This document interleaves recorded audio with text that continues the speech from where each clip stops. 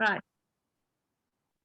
Right, we're going to carry on with the session, exploring Black history walks or Black heritage walks. We have recorded a session where Marcia Dunkley has explained about her Black heritage walks, which is based in the West Midlands. And now we're going to go right far north up into the Highlands, and we don't have to welcome our colleague David Alston because you're a part of our team, but I'm really appreciative that you're going to share this with us now, because David did our first, so this is quite good, did our first session in Black History Month. David's the author of a newly published book, already sold out, called Slaves and Highlanders.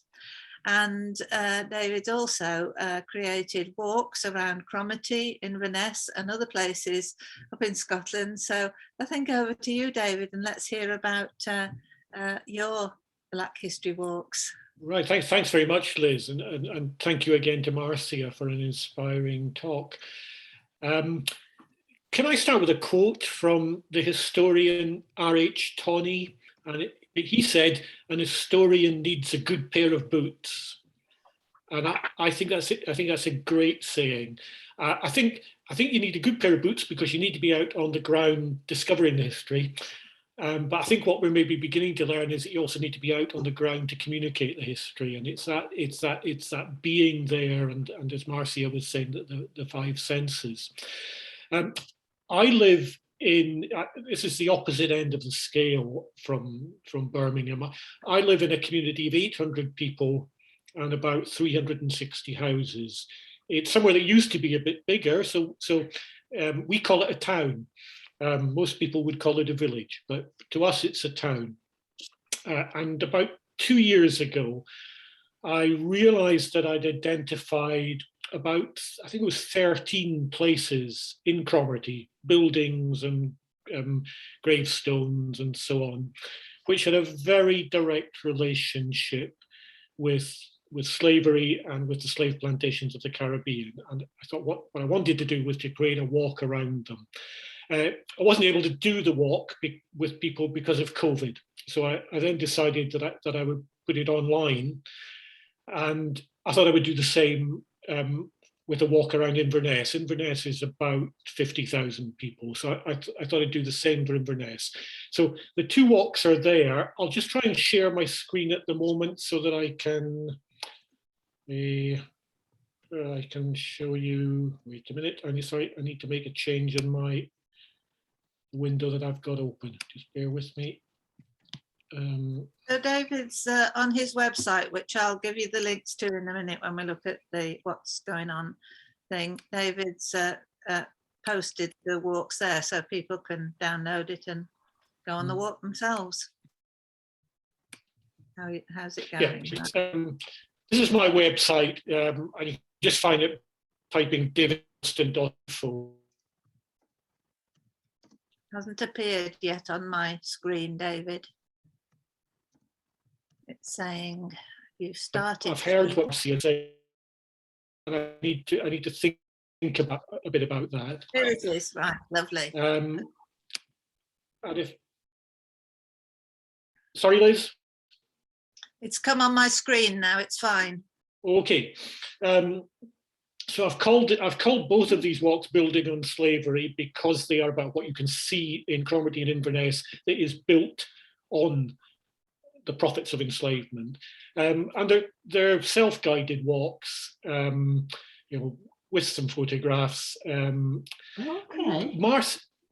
She's very good. I've tried to illustrate them.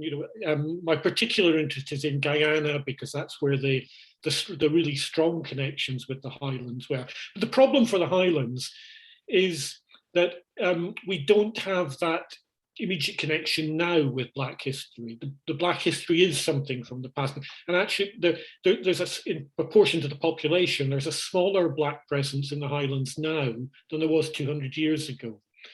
And I think I need to think about how perhaps we communicate that. Mm-hmm. But in some very strange ways, it's very similar to what Marcia has been saying about the depth of the connections. because in Cromarty, salt fish was being shipped here as food for enslaved people. Women here were weaving a yarn from flax that was being used for a material they called slave cloth, which was going as clothing for enslaved people. And here's a bit of our industrial heritage.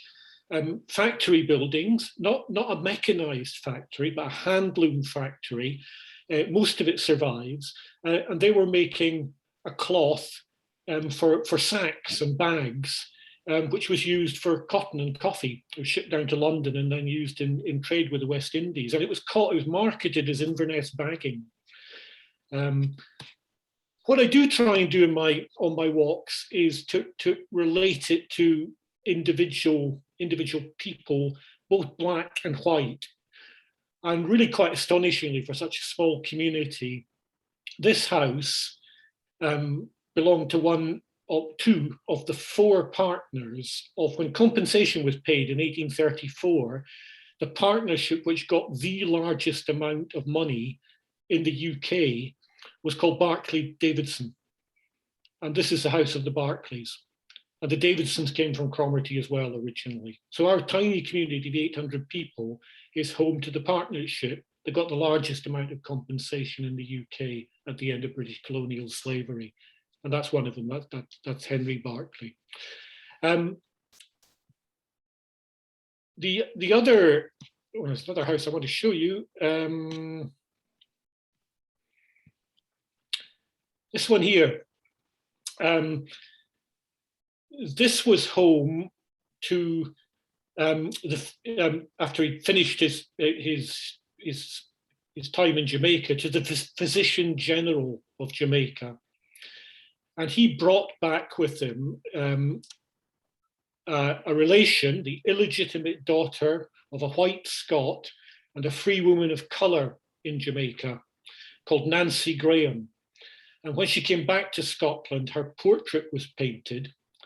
And this is the portrait. Now, you can't tell she's got African heritage, and I don't know if that's deliberate in the way that the portrait's painted, but she does. And that portrait used to hang in that house in Cromarty, and it's now in the Louvre in Paris. And I don't think the Louvre know that it's a portrait of a girl with African heritage. So these are the kind of things can I stop? I'll stop sharing my screen now. So these are the kinds of things I try and weave into the talk, to the walk. And I was just adding it up, and I realized that I do make reference to 11 children of mixed race who've got a connection with Cromarty. 5 of them never got here, but 5 of them did. And very briefly in the 1830s, when one of these children was apprenticed to the local surgeon, the local doctor. So in the 1830s, this small community had a black doctor. I also sometimes, it's not actually on the written form of the walk, but there's a family I'm particularly interested in with local connections called Robertsons. And one of their descendants that Bill will know about is Andrew Watson, who was the first black international football player. His father was born just about 10 miles away from where I am. So I hope that gives a flavour of what I'm trying to do with the walks. I've done the same for Inverness, and there's lots of connections there. Which, although these are, as I say, although these are smaller places, the sort of the entanglement, the intertwining of the histories is the same as for Birmingham and Wolverhampton. And I think it's been really interesting what Marcia is saying, that it's actually when you get down to the postcodes, that to Handsworth and bits of Handsworth, that you really begin to get a sense of the way in which we share a common history. And I think it's one of the great things that local studies and local histories can bring to this, because at the end of the day, we all live in a locality.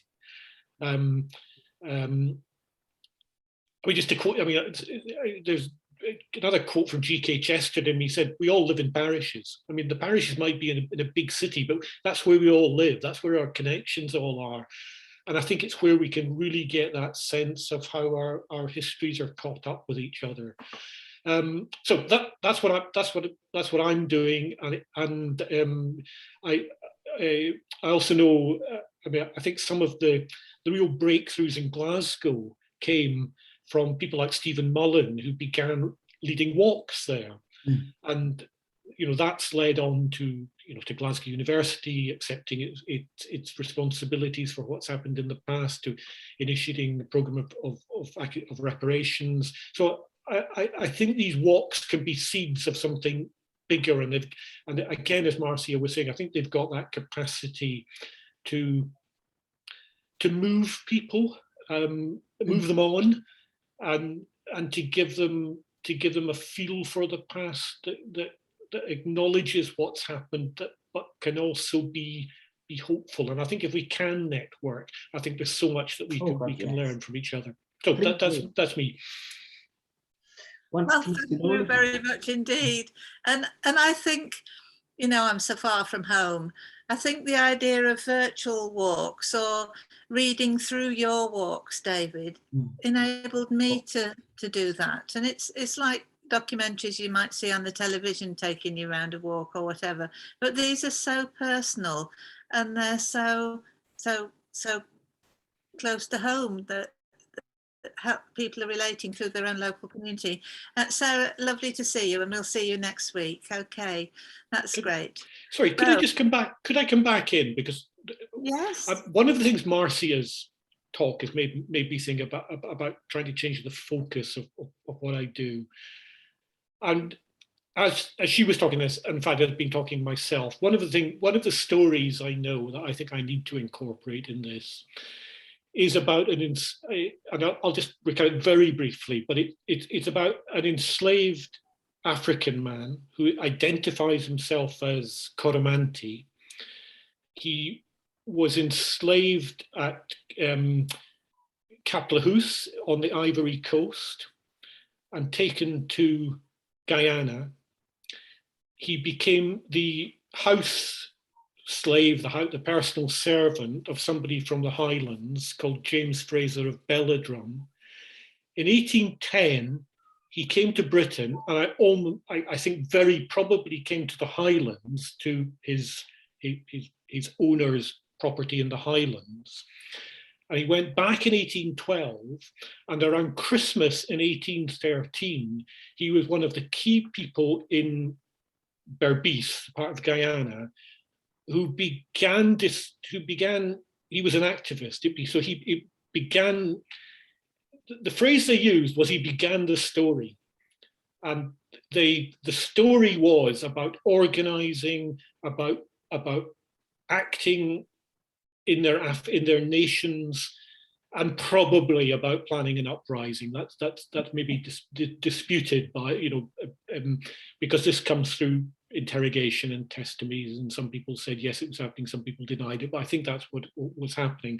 So, and his name was, the name he was given was Archie, and he might have been in Cromarty, because if you were coming, this was the port. If you were coming to the Highlands by ship, this was where you would land. So maybe I've got there an African, an Akan, who's been to Guyana, to Britain and the Highlands, and then back to Guyana, is instrumental in leading an uprising. It's crushed brutally, but strangely, the other leaders were executed. Archie wasn't, because James Fraser Belladrum, it wasn't a unanimous verdict in the court. He opposed it.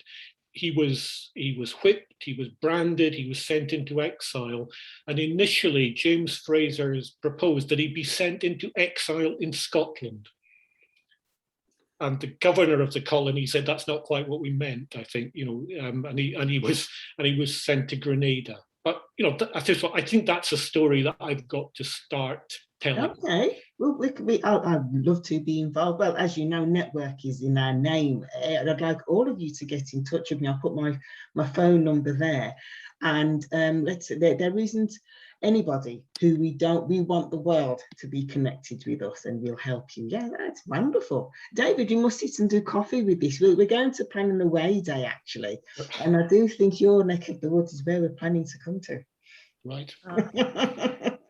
Wonderful. All right. I'm actually going to ask Professor Sati, who spoke to us about an interesting project that he's involved in, which is about writing your local history. Oh. How can you relate into these conversations with what you're doing about writing your local history?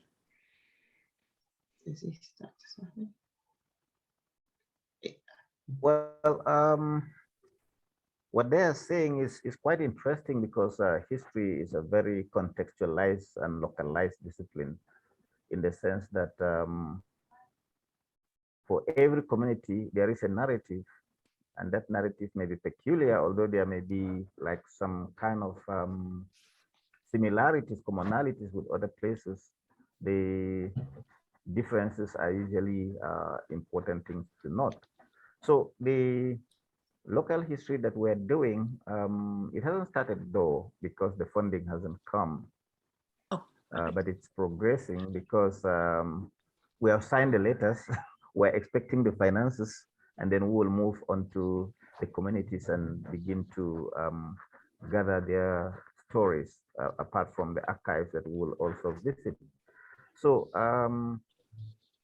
it promises to be a very interesting project, and my colleagues in other parts of Nigeria have requested for the model, and I've given it to them because we wanted to replicate it. For Plateau State, where I am, we're going to have like 54 or 55 stories, because there are about 54 or 55 ethnic groups, and we need to like have their stories. In some states like Lagos, Oyo, Anambra, where they are homogeneous, they may have single stories in 5 states, but there may be some kind of different migration narratives, but in terms of cultural, political, and other experiences, they may have similarities. But I look forward to their projects also being successful, because our aim was to have the entire project replicated nationwide. But because the funding is coming from the federal government through the TED fund, which is very competitive, I hope that they will not accuse them of copying our project.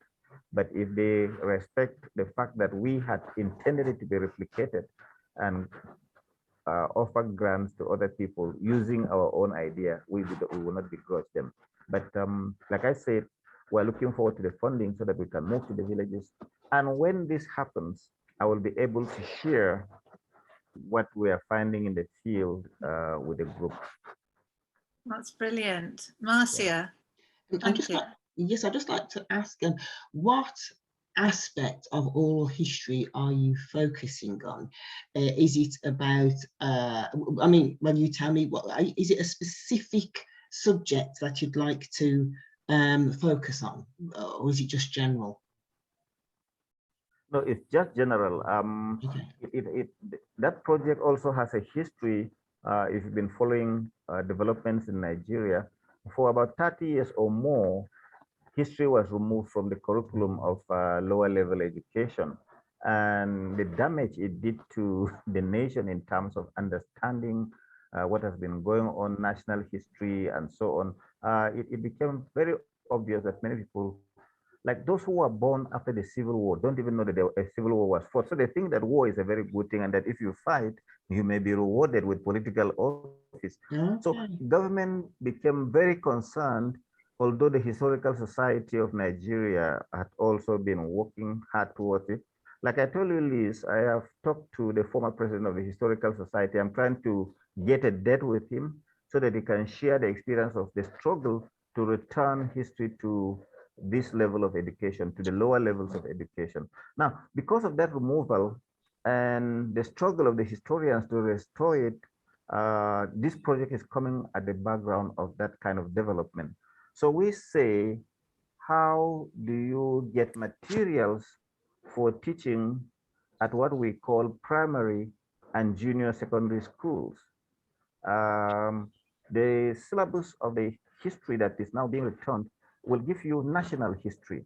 But we did say that at the primary school and junior secondary level, they don't need national history, they just need history of their own community. Local, yeah. So Yeah. we're going to gather that data so that any teacher that is posted to any school can have that material handy and will be able to relate with it in teaching the history of that community, in relating with the kids at that level. So it's actually a text or a resource material for teaching at a very foundation levels of our national historical experience.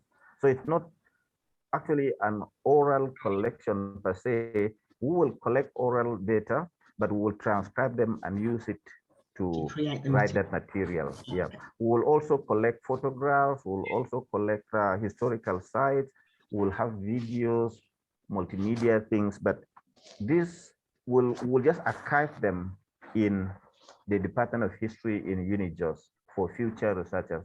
But the writing of the material into a book will really be for teaching at the lowest levels of our educational system. That's fantastic, and I think that's so interesting. And thinking with Dr. Bernard Janke, who's with us, who's the director of the Jamaica Memory Bank, where they're collecting histories, and then in Jamaica, the project that I want to work on with Bernard is about the history of a small community called Pennants, and that history. The community are working with us. We've had Zoom calls, we've had telephone calls, and that's really very interesting. It's a fascinating history. Yeah, is there a way you can connect me with Janke? I can see his name. Yeah.